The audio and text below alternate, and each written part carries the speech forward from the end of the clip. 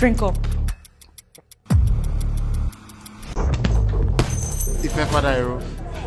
It's been what, 10?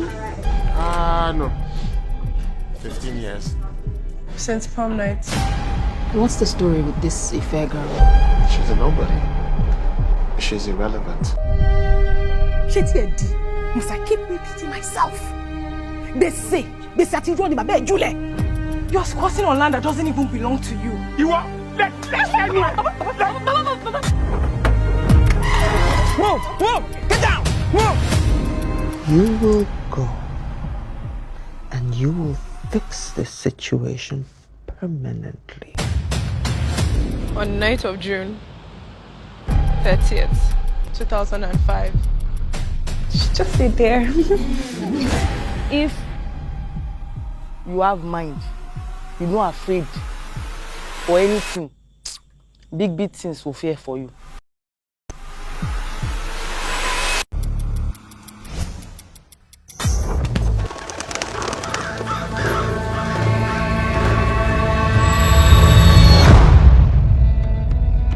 I used to want to be a healer. I thought I could be anything other than the wife of an old farmer.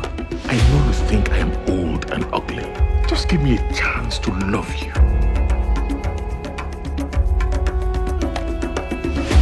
My husband. Tell them how we met. Kale. Kale.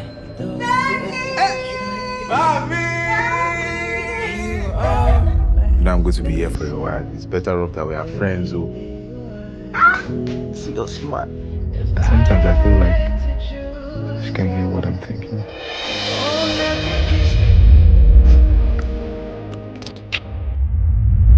You're making me feel things that I know are wrong, dirty, and just be easier if I know that you're not feeling the same way. How do you say that you love me? Would that be crazy to say that? Femi, wahala ti ṣẹlẹ̀. Shikasalo.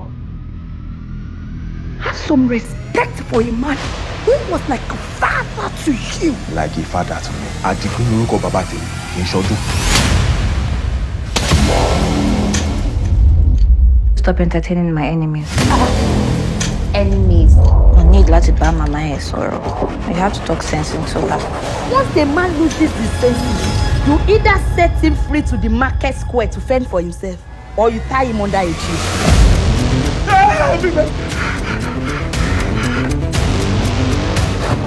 Oh, Bonnie.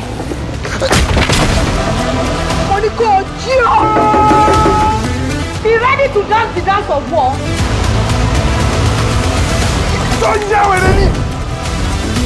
You will not make a mockery of me. No precious.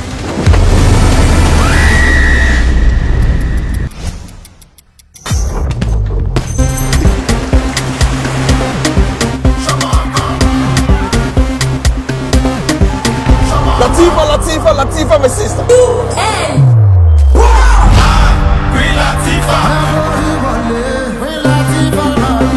How many countries did you get to travel to? Where did you go? Few cities like Milan, Tokyo. For real? I graduated from the Greenwich Marketing Postgraduate Program. Hello, I'm in Paris, so I didn't still around. It's like if it's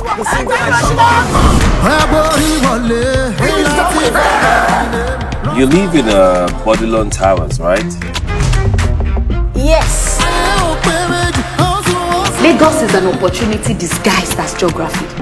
Welcome to the Center of Excellence, the Nigerian capital of dreams come true. Queen Latifah. Lati. No, it's just laugh. It's just Deal. If you want to drive Rolls Royce 2024, just knock on the door of Engineer Rishi. Minute to 12. 1 minute after 12, but you get another 300,000. What are the conference in here? Latifah, Why did you have to humiliate her like that? is this true? No. Olajide, there's women and there's women who. I have seen this type before. I smell a rat. Oh, I don't like anybody rubbish my baby. Lórí òyìnbó mẹ́ẹ̀mí Olúwa ọpẹ́ wa.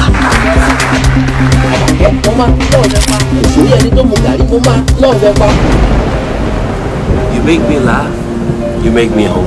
Your face is the first image that hits me every time I wake up.